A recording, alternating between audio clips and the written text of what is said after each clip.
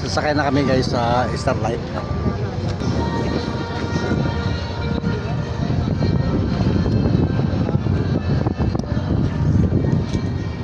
Pauwi na tayo ng pauwi na ng Maynila.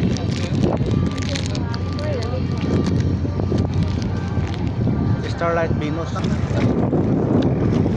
Yan guys yung paskat. Pila-pila guys, pila-pila. Okay, pasayin na lang po. Pag-ilid na lang po. Papasok kayo. Pagilid na po, Pag-ilid na po. Papasok na po yung truck. Maraming pasahero kasi rektahan na ito ng rektahan na ng Batangas.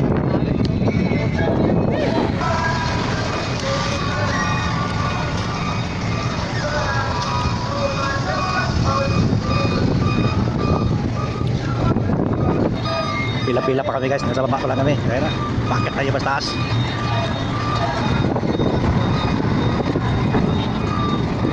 Katiklan. Guys, bakit na lang?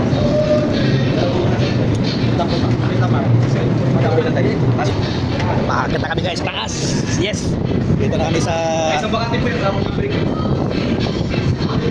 Okay. Goodbye Katiklan. Dito na kami sa taas ng barko. Ang alis itong barko nito guys, sa La City. Kaya alas 6 pa lang, dito kami sa taas. Para makapagpahinga na.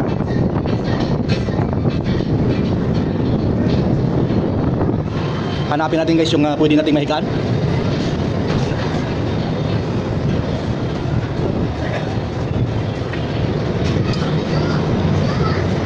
Dito tayo guys sa labas.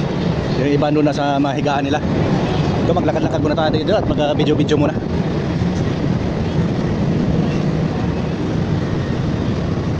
Ito na guys yung pier ng Katiklan. Ito namang mga pambot na yan, yung mga galing Boracay.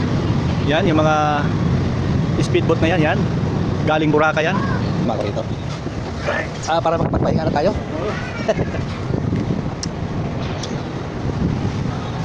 Yan guys, dalawa yung mga galing Boracay.